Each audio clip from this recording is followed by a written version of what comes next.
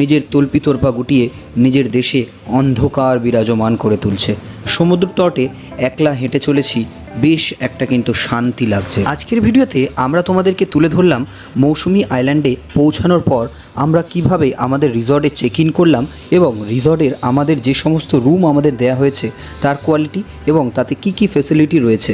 আমরা স্নানের দৃশ্য তোমাদের তুলে ধরেছি, লাঞ্চে কি কি মেনু ছিল সমস্ত তুলে ধরেছি। এই পর্বটি আমাদের ছিল মৌসুমী আইল্যান্ডের দ্বিতীয় পর্ব। প্রথম পর্বে আমরা তোমাদের দেখিয়েছি কিভাবে কলকাতা থেকে আমরা মৌসুমী আইল্যান্ড পৌঁছালাম।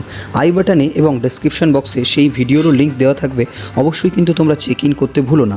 এবং এর পাশাপাশি আমরা এর পরবর্তী ভিডিওতে তুলে ধরবো মৌসুমী আইল্যান্ডে পুরো রাতের দৃশ্য এবং আমরা বাড়ি ফেরার দৃশ্যটাও তোমাদের কিছুটা অংশে তুলে ধরবো।